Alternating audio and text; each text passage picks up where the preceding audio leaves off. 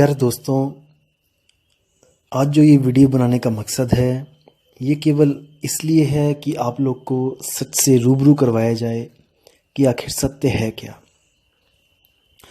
आखिर सत्य को कैसे पाया जाता है।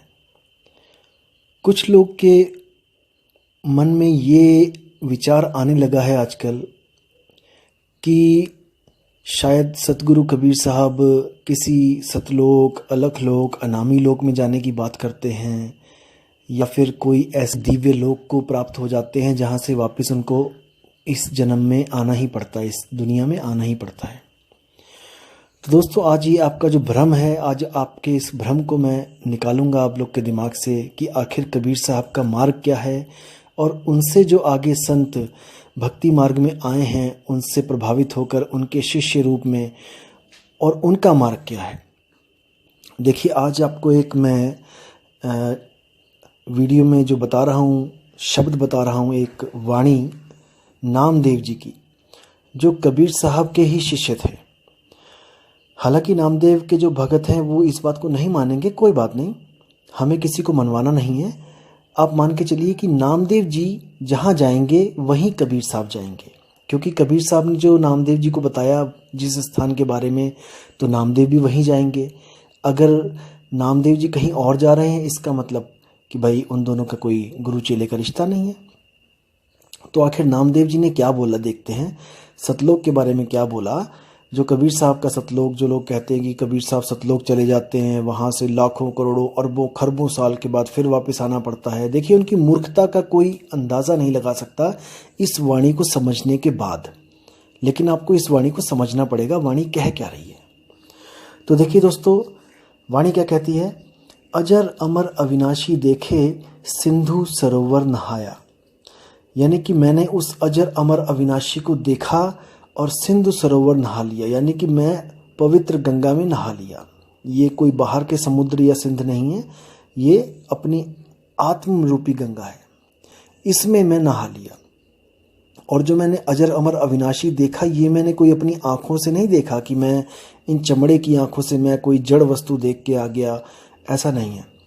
ये सुरती के द्वारा शब्द को देखा जाता है, आत्मा के द्वारा आत्मा को देखा जाता है। अब देखने का मतलब ये नहीं कि आत्मा की कोई आँखें हैं, कि आत्मा की भी आँखें हैं और कान है और नाक है, नहीं। ये महसूस किया जाता है, ये एहसास किया जाता है। आगे क्या कहते हैं, शब्द ही शब्द भया उजियारा सतगुरु भेद बताया, यानी शब्द ही शब्द भया उजियारा, यानी कि शब्द के अलावा और कुछ रहा ही नहीं। जैसे कितना ही अंधकार क्यों ना हो, जब आप प्रकाश जब वहाँ पे आ जाता है तो प्रकाश के अलावा वहाँ कुछ नहीं होता। इसी तरह कह रहे हैं कि शब्द ही शब्द भया उजियारा, यानी कि अब मन और माया खत्म हो गई। शब्द ही शब्द भया उजियारा सतगुरु भेद बताया, जो मुझे सतगुरु मिला उसने मुझे इसका भेद बताया कि मुझे कैसे शब्द प्राप्त हो सकता है, उसका मुझे भेद बताया गया। भेद यानी एक रहस्य बताया जाएगा आपको कोई नाम नहीं जपवाया जाएगा, कोई ओम कलियम हरियम श्रीयम सोहम, जय श्री राम, जय हनुमान, जय कृष्ण, कबीर कबीर कबीर, ऐसा कुछ नहीं जपवाया जाएगा। अब क्या कहते हैं, अपने को आपे में पाया, ना कहीं गया ना आया। देखिए कितनी सुंदर वाणी है, आप अंदाज़ा भी नहीं लगा सकते इन नादान लोगों की जो सोचते हैं कि कबीर साहब सतलोक, अलखलोक, आगामी लोग जाते हैं और अपने चेलों को भी ले जाते हैं वहाँ पे। अब नामदेव जी उनके शिष्य हैं, लेकिन वो क्या कह रहे हैं, ना कहीं गया ना आया, अपने को अपने में पाया। अब इसका क्या मतलब है कि जो सतगुरु कबीर साहब जो ज्ञान देते हैं, जो नाम दान देते हैं, जो आत्म स्वरूप का ज्ञान देते हैं, उसको पाने के लिए आपको कहीं जाना नहीं पड़ता कि आप उसको सतलोक में जाओगे तब आपको मिलेगा। आपको घर में बैठे बैठे ही वो आत्म स्वरूप प्राप्त होगा, क्योंकि वो आपका ही स्वरूप है। अपने आप को प्राप्त करने के लिए आपको सतलोक नहीं जाना पड़ेगा। आप यहाँ पे भी हो, आप सतलोक में भी हो, आप कहीं भी हो, आपको वो आत्मज्ञान बैठे बैठे वहीं मिलेगा। लेकिन जैसे आपको पता है कि एक बार ये देह छूट जाए, स्थूल देह छूट जाए, तो फिर गुरु करना आसान नहीं होता। गुरु मिलना आसान नहीं होता। इसीलिए इस स्थूल देह की ही प्राथमिकता है कि इसी स्थूल देह में आप किसी न किसी गुरु को, जो आपको सतगुरु के लक्षण दिखें, आप उसको तत्काल गुरु धारण करें और भक्ति में अग्रसर हो जाएं। अब आप क्या कहते हैं, ज्यों कामिनी कंठ का हीरा आभूषण विसराया, संग की सहेली भेद बताया, जीव का भ्रम नशाया। अब कह रहे हैं ज्यों कामिनी कंठ का हीरा, जैसे किसी औरत के कंठ यानी कि गले का जो हीरा है, आभूषण विसराया, उसने गले में ही पहन रखा है लेकिन वो भूल गई पहन के, और वो जल्दबाजी में अब ढूंढ रही है कि मेरा हीरा गया तो गया कहाँ। जैसे दोस्तों हमारे साथ भी ऐसा होता है, कई बार हमारी जेब में चाबी होती है और हम लोग जेब ना देखने के कारण हम लोग इधर उधर भटकने लग जाते हैं कि वो चाबी कहाँ है कहाँ है, और अंत में जब हम जेब में हाथ डालते हैं तो हमें अपनी मूर्खता पे हंसी भी आती है। तो इसी तरह बोला है कि संग की सहेली भेद बताया, जो साथ की सहेली थी, जो भेदी थी, जिसको रहस्य का पता था, उसने भेद बता दिया। अब उसने कोई मंत्र नहीं दिया, कोई जाप नहीं दिया उसको जपने के लिए कि उसको जपेगी तो वो कंठ का हीरा उसको मिलेगा, नहीं, वो उसके गले में ही है और उसका केवल उसको भेद बताया गया। संग की सहेली भेद बताया, जीव का भरम नशाया, जैसे मृग नाभि कस्तूरी बन बन ढोलत धाया। देखो कितना सुंदर उदाहरण है। जैसे नाभि में, जो मृग की नाभि में कस्तूरी है, अब उस कस्तूरी को पाने के लिए वो बन बन भटक रहा है, लेकिन उसको कोई ऐसा नहीं मिल रहा जो उसकी कस्तूरी का ज्ञान ही उसको दे दे। जो भी मिल रहा है वो क्या कह रहा है, ये मंत्र जप लो, वो मंत्र जप लो, ये साधना कर लो, वो साधना कर लो, लेकिन कोई भी आत्म साधना नहीं करवा पा रहा है, खुद की साधना नहीं करवा पा रहा है। सब किसी ना किसी को पकड़ा रहे हैं, उसको पूज ले, उसको पूज ले। कबीर साहब ने कभी नहीं कहा कि मुझे पूजो, कभी नहीं कहा। कबीर साहब ने क्या कहा, मुख से कहे कबीर कबीर तो न कटे काल की पीर, नाम हमारा सब जग लेता, भेद हमारा कोई न कहता, मेरा भेद पावेगा सोई, जाका सतगुरु पूरा होई। कबीर साहब कहते हैं मेरा भेद यानी कि मुझ तक पहुंचने का भेद, यानी कि आत्म स्वरूप तक जाने का भेद किसी किसी बिरले संत को पता होगा, और जिसको परमात्मा के द्वारा बताया गया होगा। ये कोई अपने से आप होने वाला ज्ञान नहीं है कि खुद से ही ज्ञान हो जाए, ऐसा कभी नहीं हुआ। वो जो उसकी नाभि में जो कस्तूरी है, वो कस्तूरी कभी भी मृग को नहीं बता सकती कि मैं नाभि में हूं। इस बात को ध्यान से रखना है, समझना है दोस्तों। आत्मा आपके पास है, आत्मा कभी नहीं बता सकती आपको कि वो कहां पर है। ये सब भ्रम का ज्ञान है, ये सब मनमुखी ज्ञान है, ये मन की कल्पना है कि मुझे कोई बता गया, मुझे किसी आत्मा की कृपा हो गई। आत्मा की कृपा कभी होनी होती तो युगों युगों तक हम यहीं भटक रहे हैं, हमें कब की हो जानी चाहिए थी। आत्मा की कृपा कभी किसी पे नहीं होती। आत्मा तो खुद एक सैन की तलाश में है। उस आत्म तत्व को जब गुरु सैन देता है, तब उसको उस सैन के द्वारा अपना ही आत्म तत्व मिलता है। दोस्तों इसको समझना पड़ेगा, इसको समझना पड़ेगा। मैं क्या कहना चाह रहा हूं, जो आत्म तत्व है वो ही आत्म तत्व को प्राप्त कर सकता है। मन मन को प्राप्त कर सकता है, तन तन को प्राप्त कर सकता है। तो आत्म तत्व ही आत्म तत्व को प्राप्त कर सकता है। तो सैन किसको चाहिए? आत्म तत्व को ही आत्म तत्व की सैन चाहिए, ना कि मन को सैन चाहिए। मन को तो सैन मिलेगी मन की। मन को अगर कोई सैन दे रहा है तो वो मन के द्वारा ही दिया जा रहा है और मन तक ही प्राप्ति हो सकती है। लेकिन आत्मा को सैन आत्मा के द्वारा दी जाती है, तब उसको आत्मा की प्राप्ति होती है। इसको समझना पड़ेगा दोस्तों। ज्ञान तो बहुत बहुत महीन है, लेकिन आपको अपनी बुद्धि भी महीन करनी पड़ेगी। मोटी बुद्धि के दिमाग में ये नहीं जाएगा। अब क्या कहते हैं, कहा कहूँ वह सुख की महिमा, गूंगे को गुड़ खाया, नाम देव कहे गुरु कृपा से, ज्यों का त्यों दर्शाया।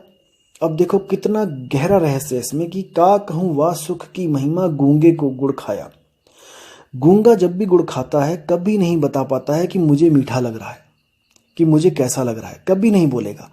इसी तरह जिसको आत्म ज्ञान हो जाता है, जिसको परमात्म ज्ञान हो जाता है, वो कभी भी अपने मुंह से ये नहीं कह सकता कि मुझे आत्म ज्ञान हो गया है।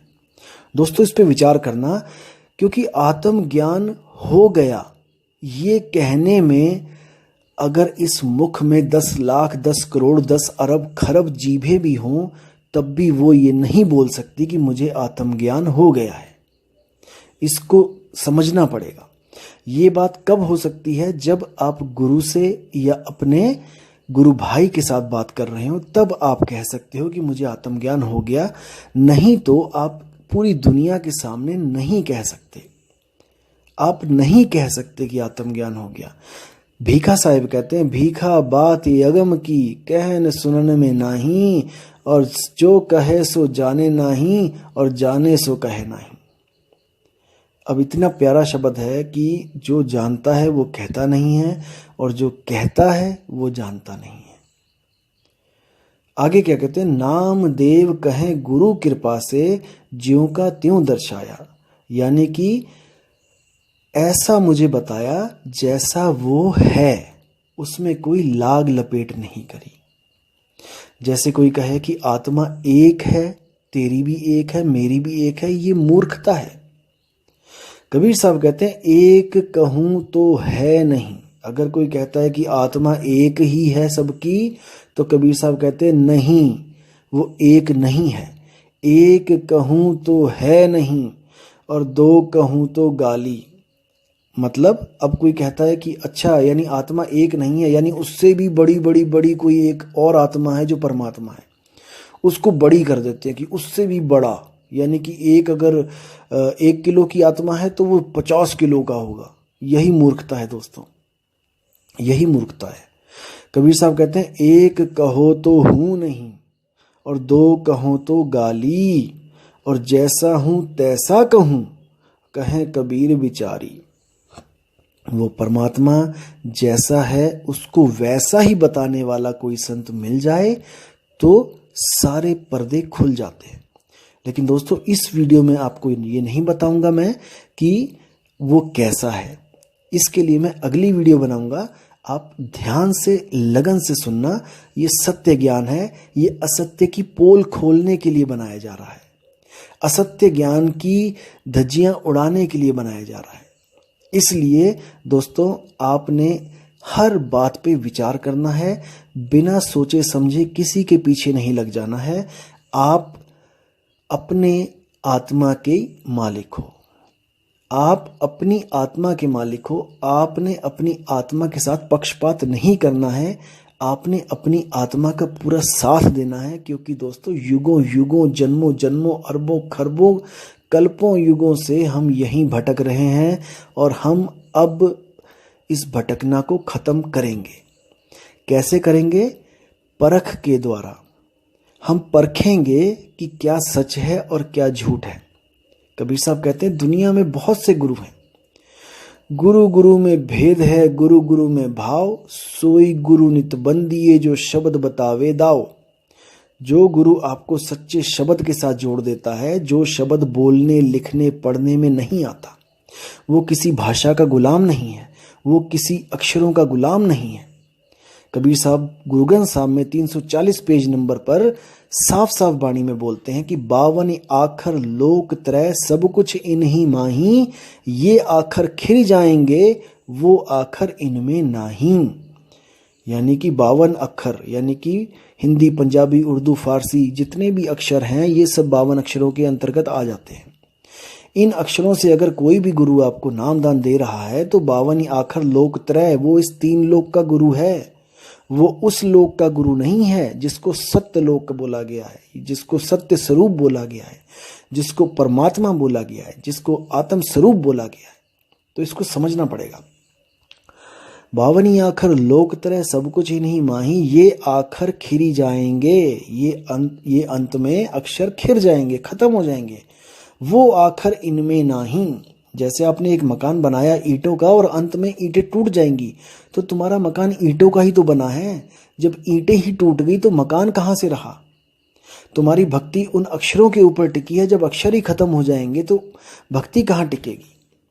इसलिए दोस्तों समझना पड़ेगा, विचार करना पड़ेगा और सत्य असत्य की परख करनी पड़ेगी।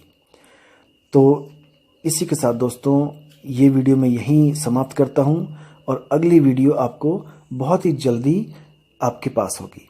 साहिब बंदगी, सतनाम, जय गुरु वैराग साहिब, जय गुरु मदन साहिब, जय जय गुरु सतगुरु कबीर साहिब। साहिब बंदगी। प्यारे दोस्तों,